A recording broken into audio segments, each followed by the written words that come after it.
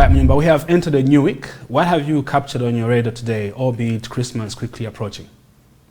Well, with the holiday season coming around, it seems Eskom has given South Africa one of the worst holiday presents they could ever even imagine. There was a profit that was actually that was registered in the first 6 months. That came in. They said they made about $5 million in profit, which is for Eskom that's a tiny amount. Remember, Eskom is a huge company with a 650 billion rand debt. So 830 million rand in profit is nothing to scratch at that. And then for the rest of the year, they're projected to actually lose 22 billion rand after obviously cost of the second half of the year. So that coming together, you actually are seeing that they have seen a drop in revenue. Obviously, they actually did point out that in the first half of the year, Eskom is always expected to make more money. In their first half, also because of the winter season, heating, there's a lot more electricity used, especially for heating activity, and obviously cooking times are much higher and so forth. They've actually pointed that out. But in the second half, there isn't as much electricity used during that point. So that is the Eskom point as well. Second on the radar is oil. Oil has stayed above 50, no matter what the points of the rest of the commodities in the world are. Oil has stayed above 50, which has shown me that oil has grown a base at 50 and it's getting sticky down at 50. So even with uncertainty and Brexit uncertainty and all sorts of uncertainty coming about, oil is holding very resilient. It's dropping at most to 48 and it's holding 50. So the chances of a hike are increasing. Gold, on the other hand, Yuwela, is actually one of the things that is playing out a bit lower. It's gone down a little bit to 1,830, and it has broken through its base of about 1,830, trading at about 1,825. Just to stick on gold a bit, this is one of the reasons why I really put an emphasis on long-term thinking, Yuwela, because we have really valued the US dollar a lot more than we've valued gold. And looking at what has happened with gold, obviously the amount of gold that's been extracted. I talked about the fact that $2.5 billion worth of gold has left Zambia in the past 15 years. And one of the reasons I want to say this is if you look back 100 years, I did the 100 years test because we have to really be futuristic about our policy making. Gold has gained about 5 times its value over the last century. You know that the United States dollar, when you value $100 back then, what it would be worth today, the United States dollar has lost 94% of its value in the last 100 years. Yet we're stockpiling dollars and we're getting rid of gold. Somebody really needs to have a good look at our policy and think very carefully as to why we've fallen for this big con, as to why the gold standard should have gone, and we've basically stood with the US dollar as the base currency for all of us. Now, an interesting piece of news that has hit my radar is a company called Aries Copper Shield, which makes copper cases and also makes a sheet of face masks using copper nanotechnology, has actually managed to test their patented system, and they've managed to find that it is actually capable of even resisting any virus and killing a virus in just 1 hour. So that is a copper market innovation that is going to show that for copper casings, phones, copper casings for things, and also copper face masks, because the way it's looking, Bill Gates, I think, announced that the coronavirus is going to be with us until at least 2022, if not further, even if the vaccines are going to get rolled out. So copper face masks are going to be the next piece of demand that's going to hit the copper market, increase demand. And for the crypto traders, finally, CNBC's Jim Cramer has actually given the old cosign to Bitcoin because he bought the dip.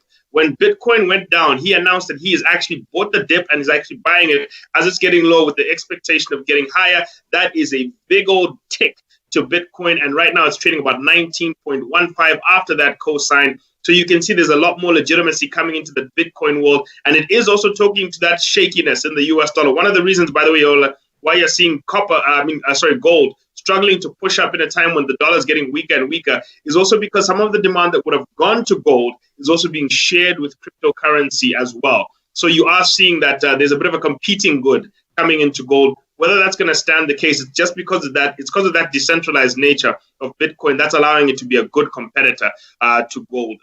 So that is my radar for the day, Yuwela. Interesting radar, Munyumba. I would like us to discuss cryptocurrencies in future in more detail, but since there's some dim light at the end of the tunnel for Britain with regards to Brexit, with the deadline of 31st December, what possible wins or losses do you see coming? Brexit is that proposal that never comes, and people just tell you, you know what, just give up. This relationship isn't going anywhere, and that's pretty much where it's going. Every time they keep pushing us forward and saying a Brexit deal is coming. So they are saying that, look, there's a possibility that there's going to be a Brexit deal by the 31st of December, but this week is going to be a very important week to get there. Here's the problem, Yoela, when it comes down to Brexit. There is a fundamental problem between the EU and the UK when it comes to the whole Brexit dealing as well. The European Union wants the UK to increase its standards of production so that it's equal to the standards of production in the EU. Now, the UK has complained that those standards of production are the very reason why small businesses have struggled in the European Union, and they don't want to start having unemployment problems that they Europeans are having in England as well. So the UK is busy battling to say, no, we don't want to take our small businesses out of business because that's going to have to force us to increase regulations on manufacturing standards and product standards. And this is where Boris Johnson has a problem, because it was the small businesses of the North that voted Boris Johnson in and basically gave him that incredible push that he actually ended up having the fourth best election outcome. It's going to lose that if he starts yielding to such demands, because those same small businesses are going to be the same ones to push him out. So Boris Johnson really is in a tough spot. He wants to make a Brexit deal, but if he doesn't make a Brexit deal, if he does make that Brexit deal, he's pretty much going to be out with everyone else and pretty much going to join his friend across the ocean on the roller skates out. So I think this is where there's a little bit of a tussle. I don't see this deal coming through. I think we all have to prepare ourselves for a hard Brexit. There's going to be a lot of talk as if it's going to come through, but I don't see it coming. They did say, in theory, they do have very good. They have very similar courts and systems to manage trade between one another. But you know, Yoela, there's an old saying that says the devil is in the detail, and so is salvation. So the theory means nothing when the details are not being hashed out.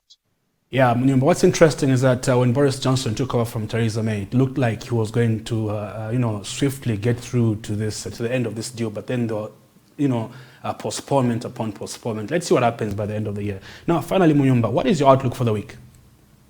Well, the outlook for the week is one that looks quite stable. The kwacha has maintained basically a holding pattern. And in fact, it's gone even stronger into a holding pattern. So that close of about 21.20, 21.30 is looking more and more possible. The signs of a sell-off are starting to wear off again. So it looks like there's a little bit of a pushback on what's happening with the kwacha. So we can expect a little bit of a flat holiday season regarding the dollar. However, the problem is the rand. The rand is maintaining a position about 15. It's dropping to 14.9 and 15.1. So it's really trading in that tight range. But the problem for us in the kwacha is we are seeing that slight slide that keeps continuing. So there is going to be that expensive December. For those of you who still want to do that last minute move to South Africa and your quick trip to South Africa and your vacation to South Africa, you better pack a bit of extra bucks because it's going to cost you a little bit along the tail. The only thing is this Eskom reading has helped a little bit pull the rand down, but it's not getting past that 15.10.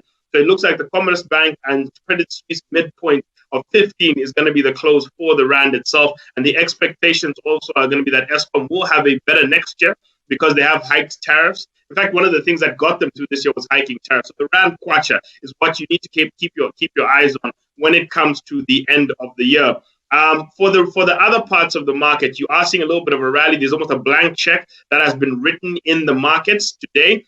Something you've seen for the Western market, Wall Street itself. So you are seeing a little bit of a rally coming to pick up from there. The commodity section is holding a little bit flat. Obviously, I think it's pushed a lot of its steam in. With oil pushing up, copper pushing up, everything is starting the next year off on a strong base. So you're going to see it all just staying a little bit flat, but pushing towards the upward swing as well. So the only other thing, obviously, I think today they published a very important statistic that came out.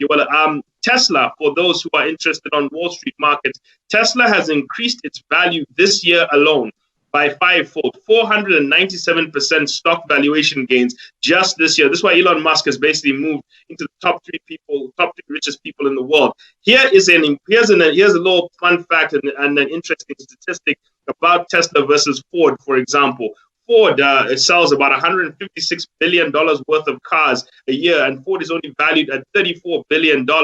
Tesla sells about $34 billion worth of cars a year, and it's valued at $604 billion. Lesson that is to be learned, Yoela. Your value is not found in your past. It's found in your future. So stop bragging about your past. It means nothing. That's just one thing I wanted to throw out there. Well, nice point taken, though. Our value is in the future. And I'm sure you know that Spring TV won that award, Business Media Award. So I think we're throwing everything to the future, isn't it, Munyumba? We are in the future. We are on social media. We are the ones on digital. Fantastic. So that's what I'm saying. Fantastic. Thank you for coming through, Munyumba. Have a good Monday. Have a good Monday.